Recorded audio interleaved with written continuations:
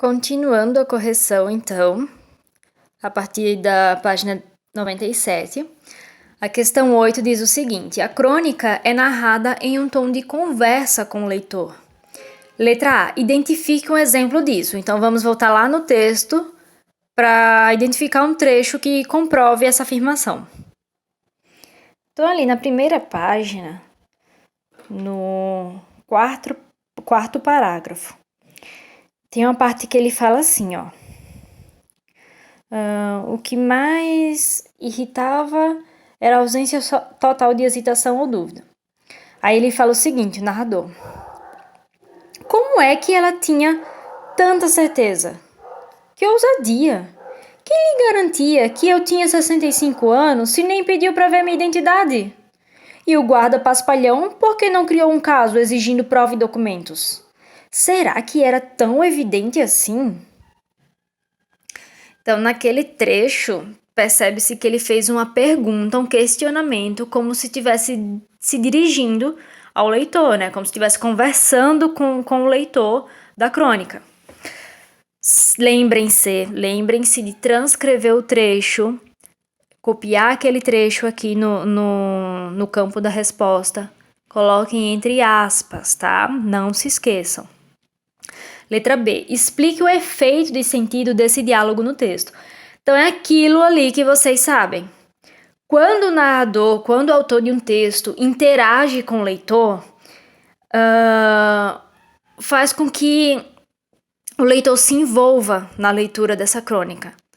E até mesmo que ele possa se identificar com o personagem da história lida. Que o leitor ele possa refletir sobre o assunto, acompanhando o raciocínio, o pensamento do narrador, certo? Então, quando existe essa conversa, esse diálogo entre o narrador, no caso, o autor do texto, e o leitor, cria essa relação, essa proximidade, para que o leitor interaja com o autor da crônica, mesmo que indiretamente.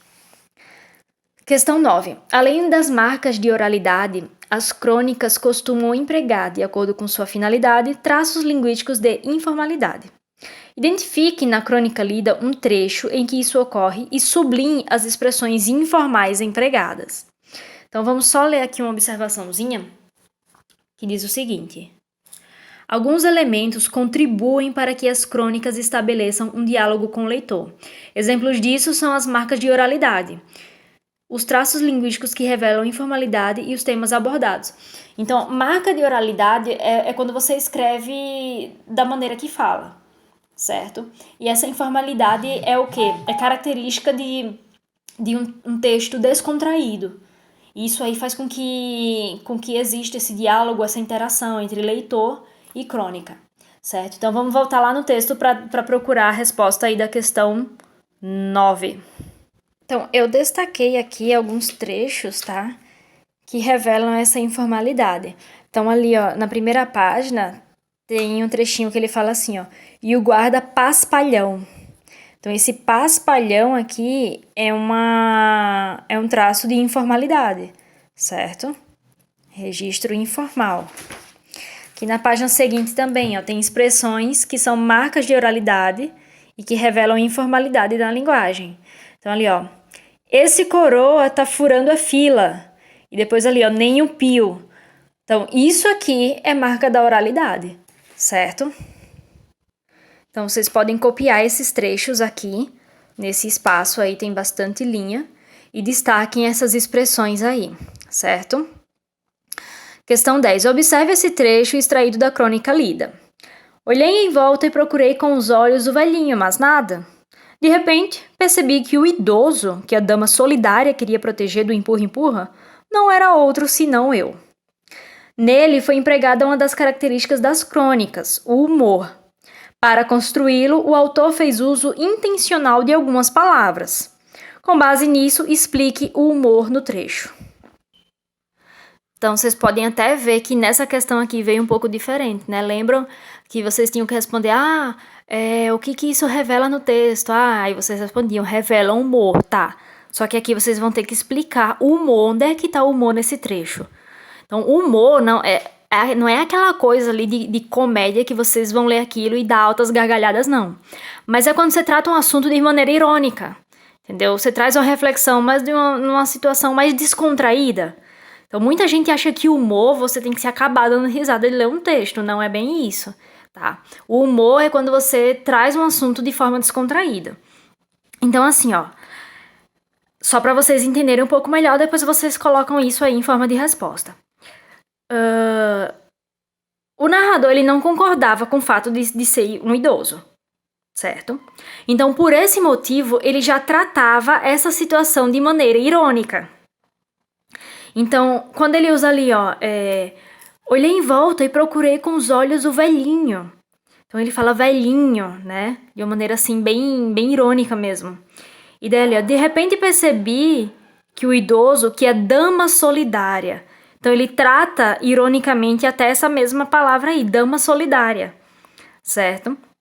Então, já para trazer ironia nessa situação. Por quê? Porque ele não concordava com o fato de ser considerado um idoso, ele não aceitava isso. Então, ele foi irônico nessas expressões aqui, velhinho, dama solidária. Então, quando ele fala ali também, ó... olhei em volta e procurei com os olhos o velhinho, mais nada. E de repente percebi que o idoso, no caso, era ele mesmo. Então, isso aqui mostra que ele não admitia que o velhinho da história, que o velhinho que a dama solidária estava se referindo era ele, certo?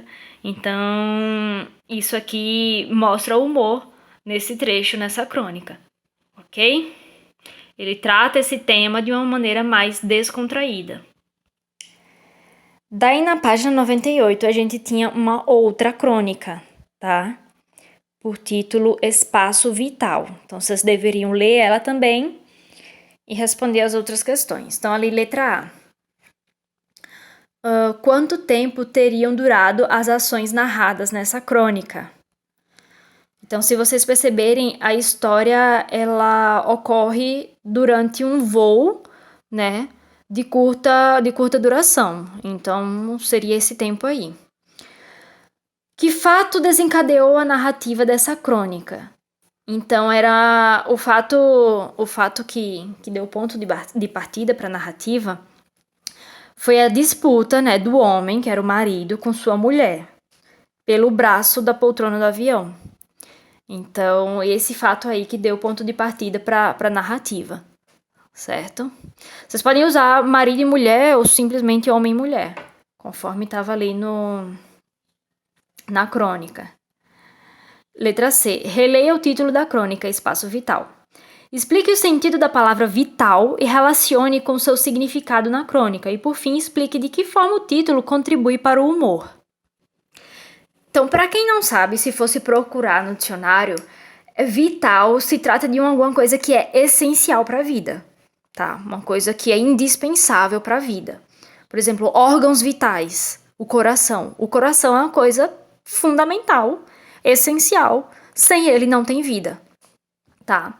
Então, nessa crônica, esse espaço vital que ele fala que é essencial, fundamental para a existência humana, nada mais do que o braço da poltrona do avião. Então, quando ele coloca essa característica vital, quando ele supervaloriza o braço da poltrona do avião, é aí que mora o humor, entendeu? Esse exagero, certo? Então, sem contar que, por se tratar de um casal, né, que convivem juntos, que compartilham a vida juntos, não serem capazes de compartilhar o braço da poltrona de um avião. Então, é aí onde que mora o humor, certo? Letra D. Identifique as palavras empregadas para se referir a cada um dos personagens nas crônicas. Então, na crônica, um idoso na fila do Detran e espaço vital. Em seguida, explique o efeito de sentido pretendido ao se referir a eles dessa forma. Então, se vocês observarem na primeira crônica, um idoso na fila do Detran, os personagens, eles não têm nome, Não é colocado o nome deles. Então, eles são descritos apenas como idoso na fila do Detran e moça. Já na segunda crônica é usado o pronome, né? O ele para se referir ao marido, ela para se referir à esposa e também ela para se referir à aeromoça. Então, quando não é especificado quem são os personagens, quando não se dá, que nem aquele velho ditado, quando não se dá nome aos bois, tá? Quando não especifico quem é quem, não colocando nome próprio, enfim. Isso aí, na crônica, cria um efeito de anonimato. Então, por a crônica tratar de assuntos do cotidiano, mostra que esses personagens são pessoas comuns. Então, histórias como essas que a gente lê em crônicas, qualquer pessoa pode vivenciar. São histórias do dia a dia de pessoas normais. Então, pode acontecer com qualquer um. Qualquer pessoa que lê a crônica pode se identificar com ela, pode se identificar com um personagem, certo? Letra E. Explique o efeito produzido pelo desfecho da crônica na página anterior, na página 98. Então, o desfecho, ele gera uma quebra de expectativa do leitor. Porque, inicialmente, quando tu vai lendo a história, o homem e a mulher ali do conflito, eles parecem ser pessoas desconhecidas, certo? Um não conhece o outro, não faz ideia de quem que seja. Só que daí quando a gente chega no final da crônica, é revelado que esses dois, esse homem e essa mulher, são casados há 35 anos. E eles estão discutindo por um motivo fútil, né? Então parece realmente que são pessoas desconhecidas. Por fim, a última questão, ali a questão 12, na página 100. Das características abaixo, assinale as que aparecem tanto na crônica, um idoso na fila do Detran, quanto em Espaço Vital. Então ali, ambos os textos, tá, são predominantemente narrativos, os dois. Os dois apresentam uma ótica subjetiva sobre os fatos apresentados, certo? Ambos apresentam marcas de oralidade. Eles também apresentam traços linguísticos de informalidade, que a gente identificou, inclusive, no texto.